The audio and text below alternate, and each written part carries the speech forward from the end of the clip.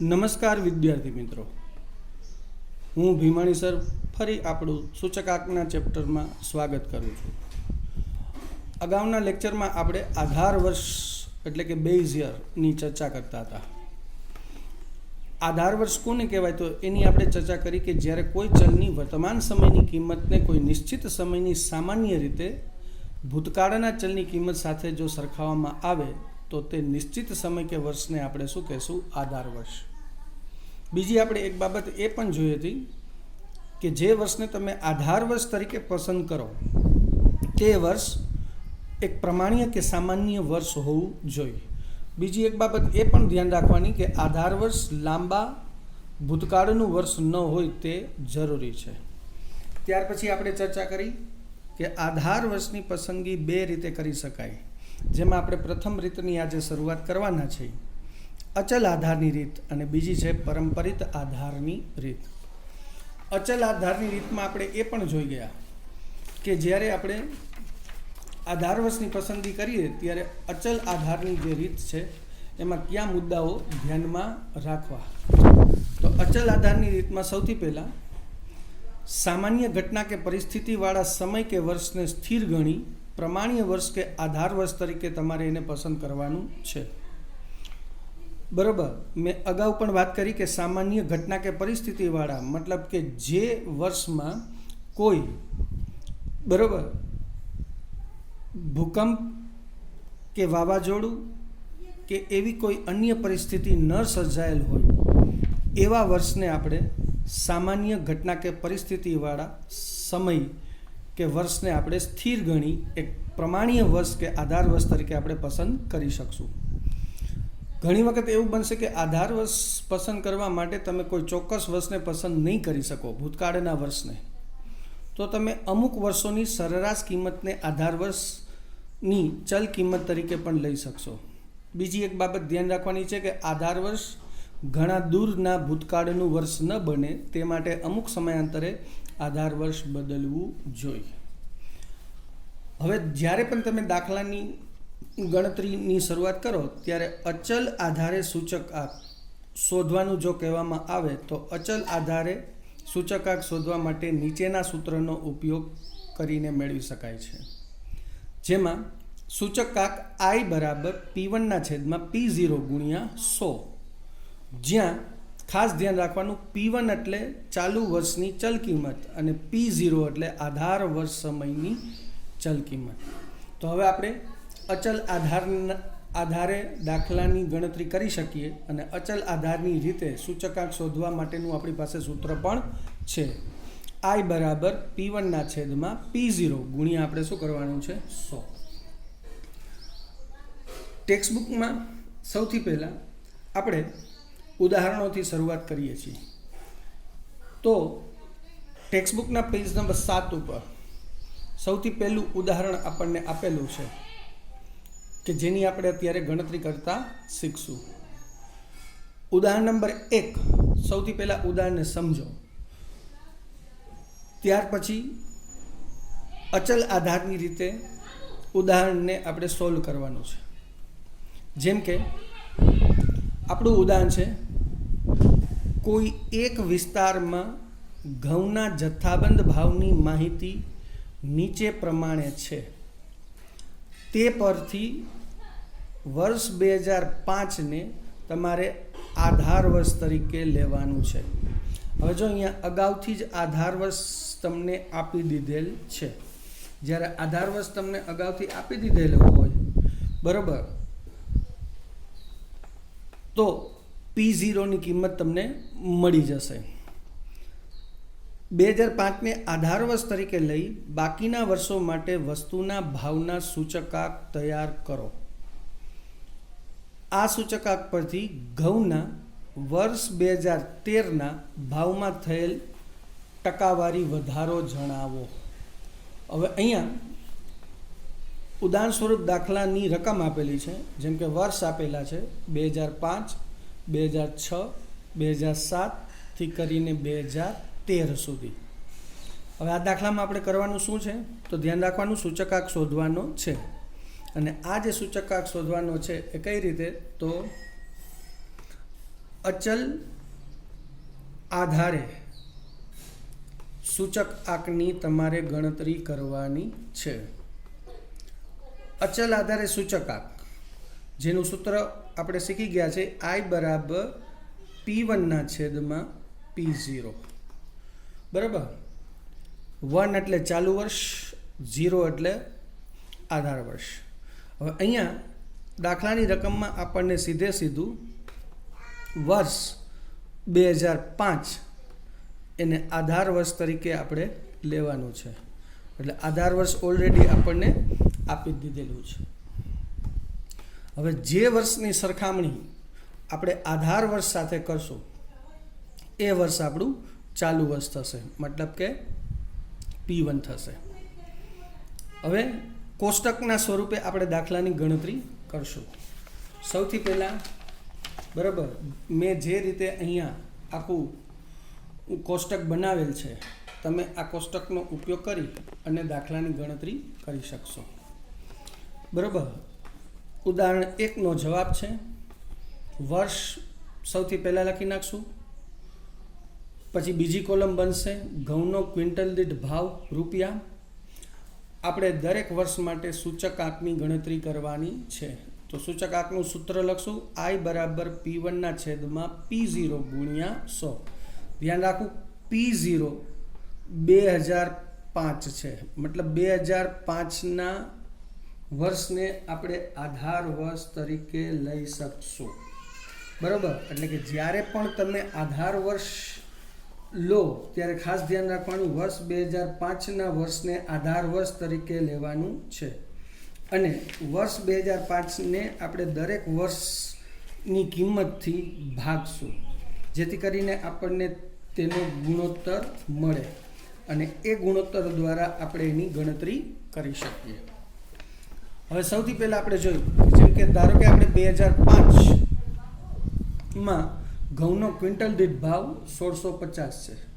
તો સૂચક આંકના સૂત્ર મુજબ P1/P0 બરાબર. P1 એટલે ચાલુ વર્ષનો ભાવ. જો 2005ને આપણે ચાલુ વર્ષ કહીએ તો 2005 ચાલુ વર્ષ એટલે કે 1650 એના છેદમાં આપણે આધાર વર્ષ મૂકવાનું છે. આધાર વર્ષની કિંમત અહીંયા આધાર વર્ષ પણ 2005 જ છે, એટલે છેદમાં પણ કેટલા આવશે 1650 ગુણ્યા 100 કરવાના છે.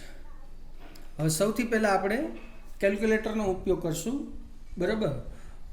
પરંતુ બધા વર્ષની કિંમત મેળવતા પહેલાં આપણે બધા વર્ષને સૂત્ર મુજબ છે એ એક વખત મૂકી દેશો.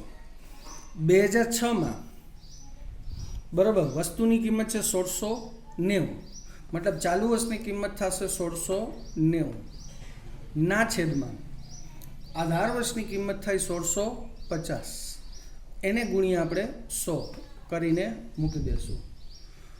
પછી 2007ની અંદર 1730 કિંમત છે.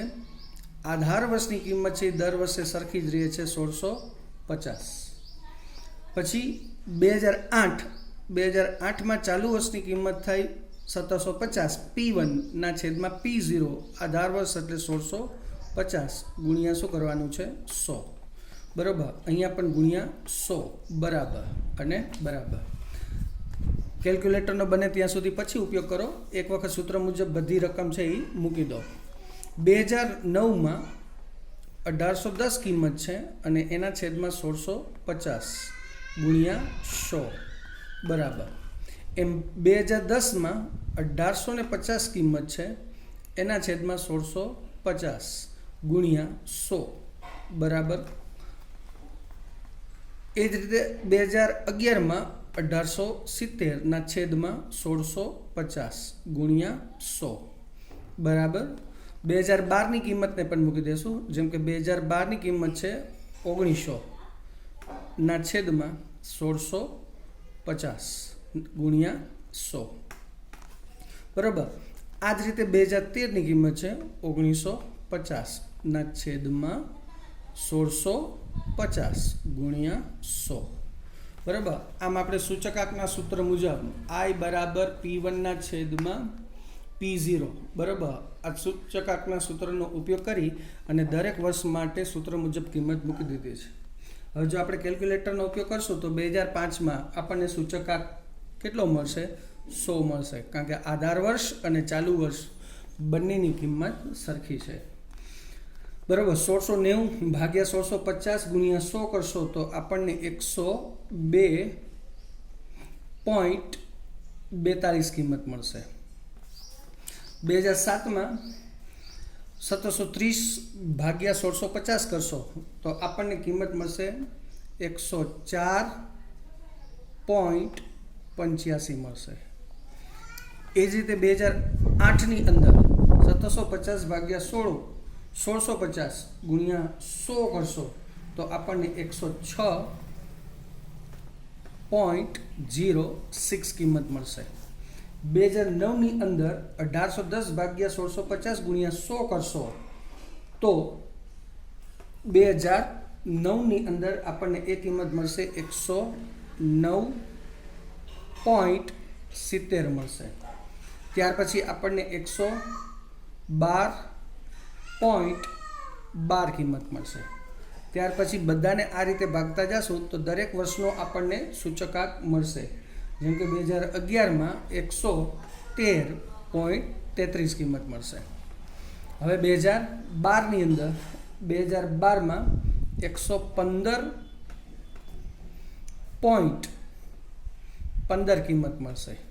જ્યારે 2013માં 118.18 કિંમત મળશે. આમ દરેક વર્ષના ભાવને આપણે આધાર વર્ષ સાથે ગુણોત્તર લઈ અને ગુણ્યા 100 કિંમત કરતાં આપણને દરેક વર્ષના સૂચકાંક છે એ મળે છે.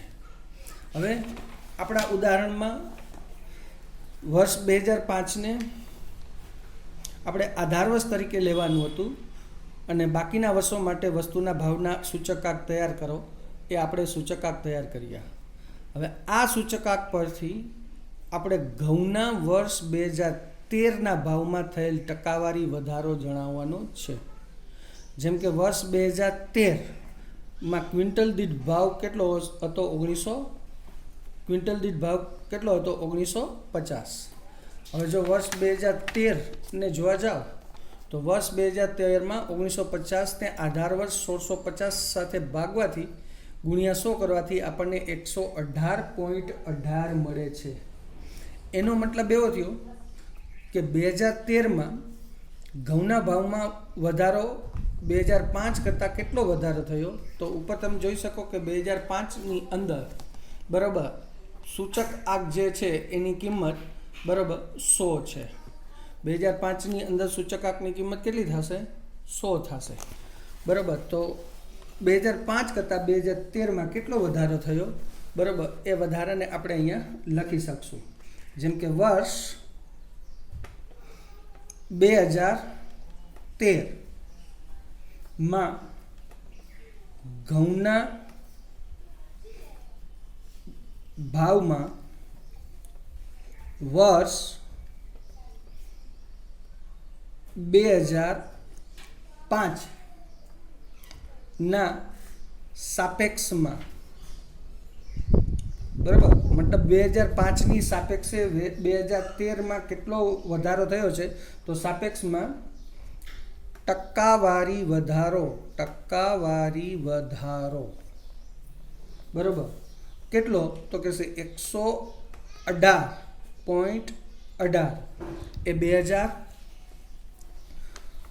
2013નો સૂચકાંક છે.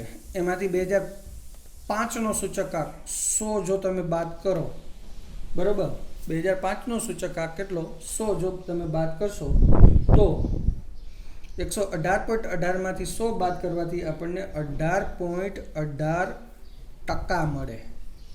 કારણ કે સૂચક આંક છે એ સાપેક્ષ અને ટકાવારી માપ છે, તો એનો મતલબ 18.18% જેટલો વધારો થયો છે તેમ કહેવાય.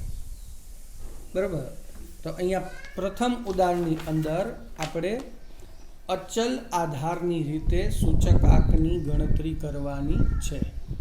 અને અચલ આધારે સૂચકાંકની ગણતરીમાં આપણે જેમ જોઈ ગયા તેમ આધાર વર્ષની પસંદગી કરતી વખતે આપણે ભૂતકાળના કોઈ એક વર્ષને આધાર વર્ષ તરીકે પસંદ કરેલું છે અને એ આધાર વર્ષને ચાલુ વર્ષની કિંમત સાથે આપણે સરખાવેલા છે અને આ રીતે આપણે સૂચકાંકની ગણતરી કરેલી છે. તો અચલ આધારે સૂચકાંક બરાબર, સૂચકાંકનો મતલબ થાય I બરાબર P1/P0. અહીંયા P0 એ આધાર વર્ષ કહેવાય. હવે પછીના લેક્ચરમાં આપણે ઉદાહરણ 2 થી શરૂઆત કરશું. Best of luck.